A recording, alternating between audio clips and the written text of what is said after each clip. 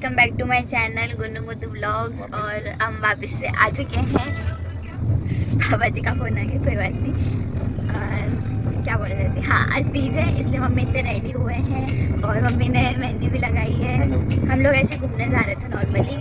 So guys, मेरा और मुदित का आउटफिट इग्नोर करना है क्योंकि हमको घर से ये बोल कर गए थे कि बस पास ही में कहीं कार घुमाने जा रहे हैं, वापस आ जाएंगे।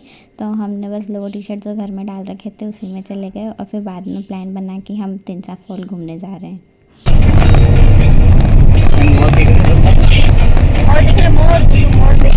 दिल मांगे मोर। प्लीज़ इग्नोर माई पागलपंथी, लेकिन जब मैं खुद ही वाइप करती हूँ अपने आप में तो मैं ऐसे कर लेती हूँ। फिर पापा जी ने बताया कि बाहर मोर दिख रहे हैं, तो फिर हमने गाड़ी रोकी और मोर देखे। क्योंकि मौसम बड़ा ही प्यारा हो रहा था तो उस तरफ तो एक दिख गया था बड़ा सा, इधर नहीं दिख रहा था। फिर इधर भी जूम किया तो थोड़ा दिख रहा था। मौसम बहुत अच्छा हो रहा था तो घूमने में भी मज़ा आ रहा था। अगर आप बहुत सारी चीज़ों से बोर हो जाते हो या फिर आपको ऐसा लगता है कि नहीं अब ब्रेक चाहिए, तो the only break you can take is spend as much time as you can in nature. क्योंकि ये एक आपको पॉजिटिव एनर्जी गिफ्ट करेगा और बहुत ही अच्छा लगता है ऐसी चीज़ों को देखना और एक्सप्लोर करना। मौसम काफ़ी अच्छा हो रहा था तो हम दोनों सनरूफ़ पे चढ़ जाते हैं और वहाँ इतनी हवा लग रही थी, मेरे बाल पूरा ऐसे हिल रहे हैं, उड़ रहे हैं। फिर मैंने सनरूफ़ से भी थोड़े शूट लिए कि जंगल भी बहुत अच्छा दिख रहा था आसपास का, फिर clouds and all that, so good. Tinsa जाने से पहले हम थोड़ा आगे निकल जाते हैं, थोड़ा और एक्सप्लोर करने की आगे क्या कुछ अच्छा है या नहीं। तो वही रास्ते में चलते और आपको अगर थोड़ी बहुत भी आवाज़ आ रही होगी तो you can feel the wind. बहुत ज़्यादा हवा चल रही थी और हम लोग सनरूफ पे थे तो वहाँ पे तो कुछ ज़्यादा ही हमको हवा लग रही थी। तो finally we reach our unplanned destination Tinsa fall. फिर यहाँ अलग अलग एंट्री फ़ीस थी। 2 व्हीलर्स के लिए तो कुछ नहीं था, 4 व्हीलर्स के लिए था। हमने पे किया उनको और फिर निकल गए आगे। तो यहाँ पे भी आप देख सकते हो कि मस्त सा मौसम हो रहा था।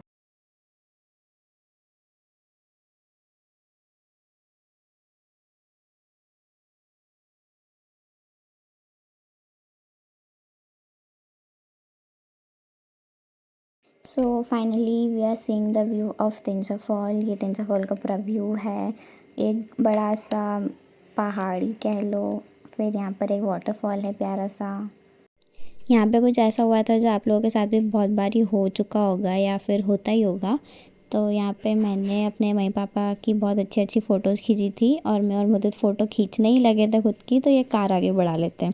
फिर हमको कार के साथ भागना पड़ता है कि हमको छोड़ के जा रहे थे।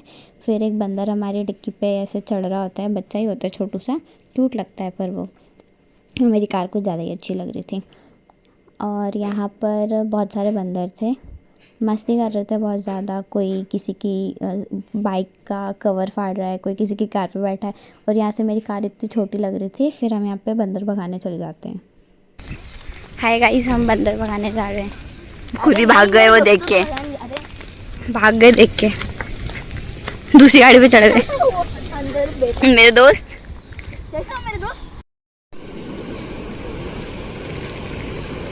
यहाँ पे जो आवाज़ आती है वो पूरी क्लियर आवाज़ है कि यहाँ बंदर सीट फाड़ देता है इसकी, इस बाइक की। और जो भी उसमें रबड़ वगैरह होती है, फोम वगैरह, वो सब खींच खींच के निकाल देता है। और जो भी इसका ऑनर था वो, उसको पता ही नहीं था या होश ही नहीं था, वो पता नहीं कहाँ ही था। और सारे लोग इसको देख रहे थे।